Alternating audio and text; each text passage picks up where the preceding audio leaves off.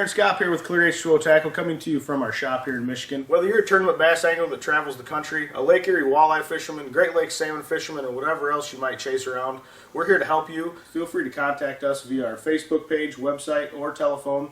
We're happy to talk with you and walk you through your needs. Tight lines and have a great season.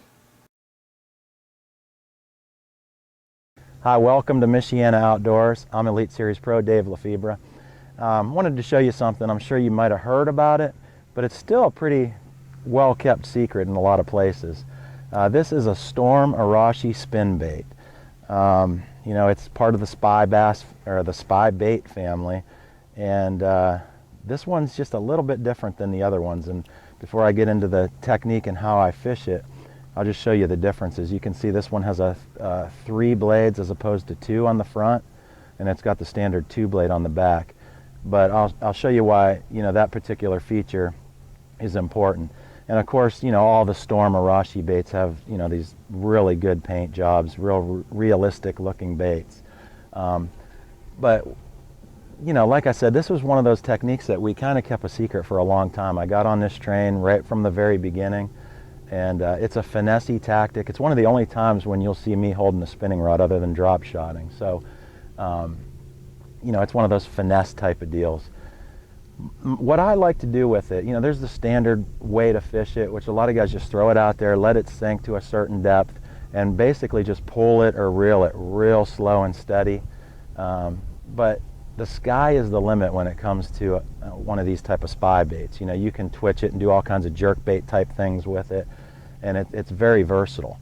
One thing it's not is a search bait. You know, you're not going to go out and just fish along and catch them on it most of the time unless you've located a school of fish or an area that's just got them. You know, this is something you definitely want to try.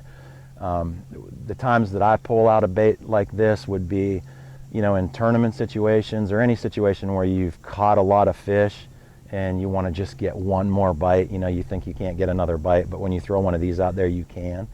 I guess another time that I would throw it would be in the situation where you've got like really calm conditions, like you were busting them in a spot, wind was blowing on it the day before, and it calmed down on you.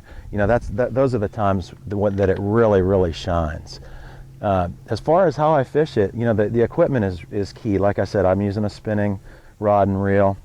I like this wider spool. I've just always kind of liked that. It's really good for casting distance, and so I'll be able to make a really long cast with this. This is super light line, 8-pound test braid. I'm using a 6-pound test fluorocarbon leader. And for this, I'm also using a longer rod than I normally would. I'm using a 7.3. This happens to be a 13 fishing, but 7.3 medium. You want something that has a lot of bend. I mean, this rod just totally moderate. There's a little bit of tip, but the whole rod bends when I get a fish. It's not a power technique. When one bites it, it's a light tick. The best way I can explain it, it's like fishing a Senko. It's that slow. The bait falls a little faster, but it is actually like fishing a Senko for me. I like to pull it and you know, just fish it really slow. I want to tell you too, the blade, you know, that the 3 blades on the front, which you'll find if you know anything about spin baits or you start doing some research, you'll see this is the only one that has that 3rd blade on the front. And I can actually feel that thing turning, which is key.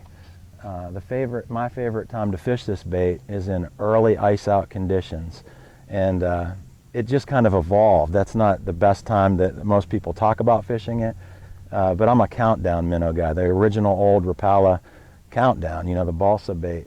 And it would sink, and I'd fish that like a Senko, and this is way back before Senkos even came out, and catch thousands of bass a year, no exaggeration, and in that really cold water.